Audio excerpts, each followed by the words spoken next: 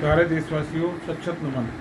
आज हम चर्चा करेंगे कि सोमवार 25/9/23 को थाना कंझावला, दिल्ली पुलिस रोहनी डिस्ट्रिक्ट के अंदर संदिग्ध परिस्थिति के अंदर मृतक संजय की डेथ हुई, जो कि 38 वर्षीय थे।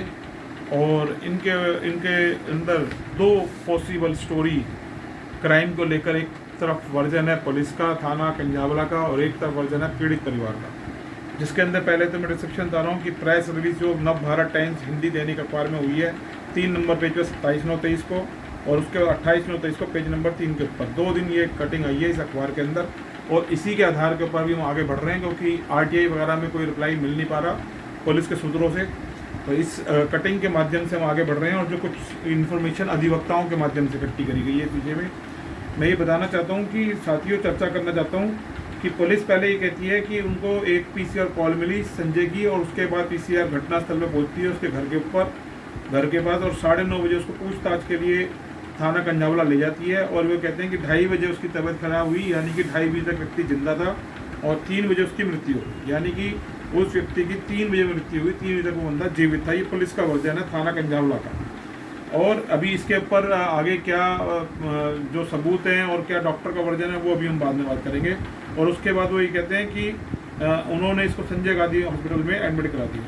जबकि दूसरी तरफ जो परिवार है उनका, जो उसकी माँ शांति देवी है, पत्नी पूनम है, और जो उनकी भाभी सुमन है, और उनका ये वर्जन है जिनके 3 बच्चे हैं इसके मृतक के, जिसकी 12 साल की एक बड़ी लड़की है, उसके बाद छोटी लड़की जो है 7 साल की है, और 9 साल का बेटा है। और इस परिवार का बहुत गंभीर अभाव है। परचून की करियाने की दुकान थी जो कि बंद हो गई, और अब किराए के ऊपर ये आश्रित हैं। इसके बारे में इन्होंने ये बात बताई गई है कि जो परिवार का वर्जन है वो कहते हैं कॉल हुई थी, और पुलिस जो है इस मामले को लीपापोती करने का प्रयास कर रही है और क्राइम सीन के बारे में गुमराह कर रही है।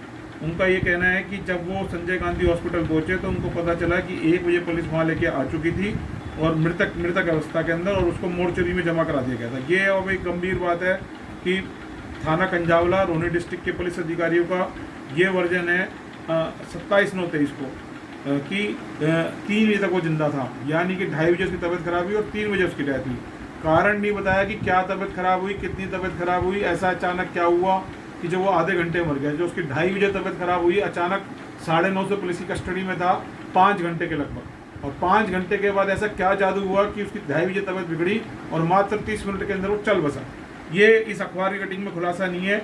आदरणीय रिपोर्टर साहब से भी ये विनती है। नवभारत टाइम्स एक ब्रांडेड अखबार है, आज पूरे भारत में के अंदर इसकी एक बहुत फैंस फॉलोइंग है, लोग बहुत विश्वास करते हैं इस अखबार की कटिंग पे।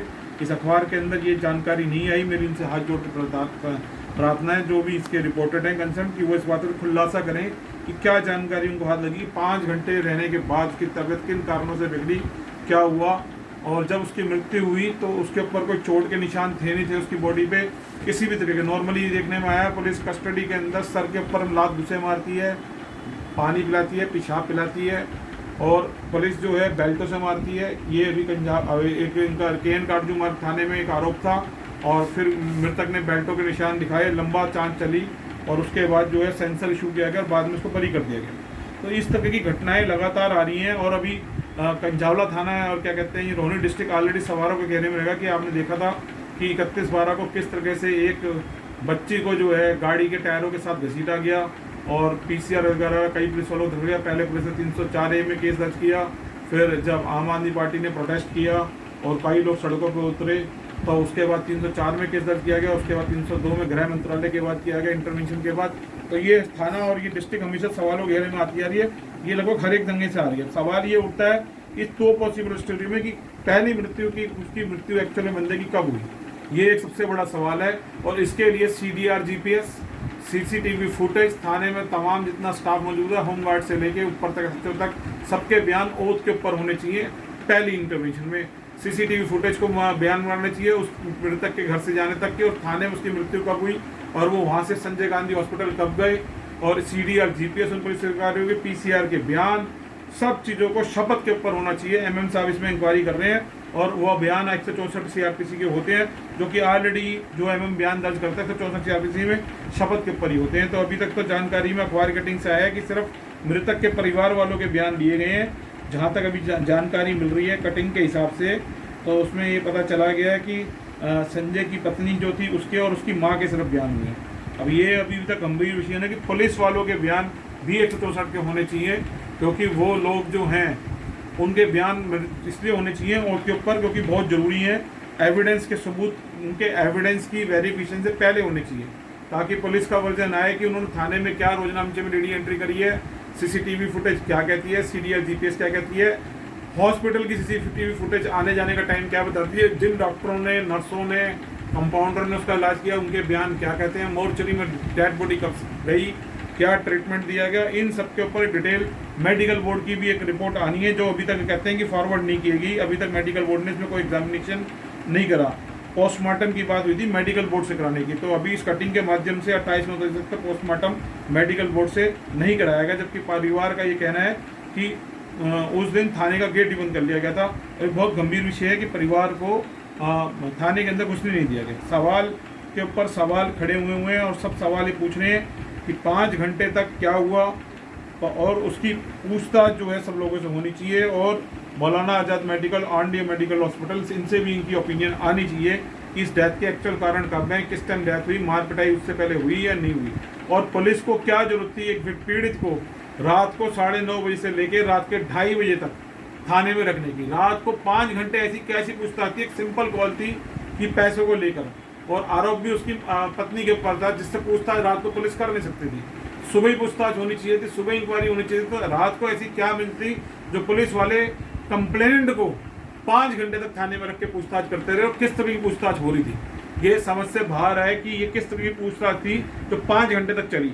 ये पूछताछ सवाल घेरे में इससे साफ साफ रिफ्लेक्ट होता है कि पुलिस की जो बातें हैं और जो तथ्य हैं उनमें कहीं ना कहीं विरोधाभास है। और इसके अंदर जो है अभी तक जो केस, जो आधार प्रेस की कटिंग है उसके हिसाब से 331 एफआईआर पुलिस कस्टडी में ग्रीवियस हर्ट, इसके बाद 302 क्योंकि उसने विरोध किया होगा और इसको मारा होगा, अगर मार पिटाई की हुई तो 302 सेक्शन लगना चाहिए। कम से कम 331 एफआईआर का तो केस दर्ज ही होना चाहिए था कोई सेक्शन में। 201 के अंदर केस इसमें दर्ज होना चाहिए। इसके अंदर जो है एक्यूज पुलिस ऑफिशियल को जो बचाया गया इन सेक्शनों में केस 217, 18, 19 में रिफ्लेक्ट होगी पढ़ने के बाद।